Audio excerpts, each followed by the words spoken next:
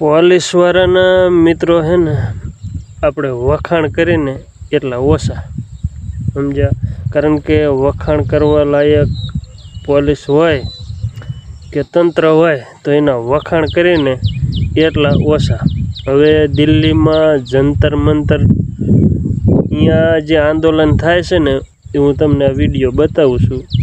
હવે એ બેનને પોલીસવાળો રહ્યો ને એ દંડો કેવી રીતે મારે છે ને એ તમે જોઈજો, કારણ કે હું વિડીયો પૂરો થાય ને ત્યાં સુધીનો અવાજ નહીં મેલું, પણ એ વિડીયો ત્યાં સુધી રાખીશ, એટલે તમે 3 વખત એ વિડીયો જોઈ લેજો, બરાબર.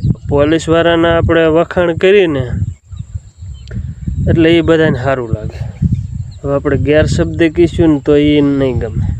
આપણે અમદાવાદમાં પોલીસવાળાએ ખેડૂતને નાસ્તો ચા પાણી કરાયા અને આપણે વખાણ કર્યા અને વિડીયો હાલ્યો પણ દુનિયાનો, બરાબર.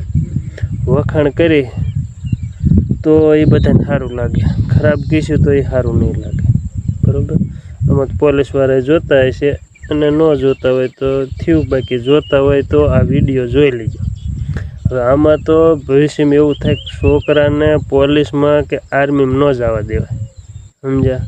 કારણ કે પોલીસમાં આર્મીમાં ક્યાંય પણ સરકારીમાં જાય ને એટલે આબરૂ ઇજ્જત બધું ભૂલી જાય, કારણ કે મા બાપે જે નાનેથી મોટા કર્યા હોય ને જે શિખામણ દીધી હોય ને એ બધી નેસ્ત નાબૂદ થઈ જાય.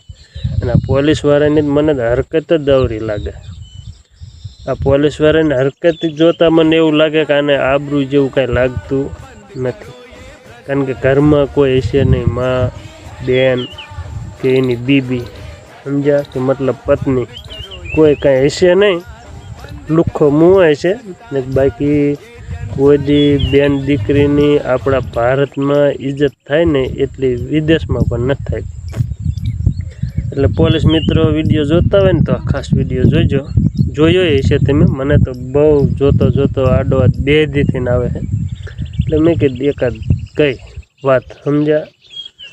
આવું ભવિષ્યમાં કોઈ દી બનવું ન જોઈએ. કોઈના મા બાપના દીકરા દીકરી જો પોલીસમાં સીમાય પણ ભરતી થાય ને તો પહેલાં શિખામણ દીજો કે બેન દીકરીની ઇજ્જત કરતા શીખે, બરાબર. હાલો, જય કિસાન. જય જવાને નથી બોલવું, જય કિસાન, કારણ કે લાયક કોઈ છે નહીં.